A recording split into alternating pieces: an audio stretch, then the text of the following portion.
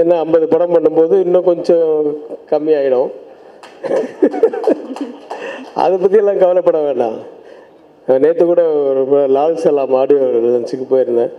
அவர் அதை பற்றியெல்லாம் கவலைப்பட்டாரா? இன்றைக்கும் சூப்பர் ஸ்டாராக தானே இருக்கார். ஸோ அதுக்கு இதுக்கு சம்மந்தம் இல்லை. அதனால் இது அடிக்கடி தரவாதீங்க. ஸோ வயசு ஆனாலும் என்றைக்குமே சினிமாக்காரங்களுக்கு அது ஒரு இளமை இது கொடுக்கும். காரணம் இந்த நம்மளுடைய கற்பனைகள், அந்த மாதிரி கற்பனைக்கு வயசே கிடையாது. ஏன்னா நம்ம சின்ன வயசில் பார்த்த அனுபவங்களை இன்றைக்கி பண்ணும்போது நம்மளும் அந்த சின்ன வயசுக்கு போனால் தான் அதை படம் பண்ண முடியும். ஸோ அதனால் அந்த வயசு என்றைக்குமே ஒரு காரணமாக இருக்காது. என்றைக்கும் இளமையான படங்களை எடுத்துகிட்டு இருக்கலாம். இளமையான படங்கள் தான் இன்றைக்கி நல்லா ஓடுது.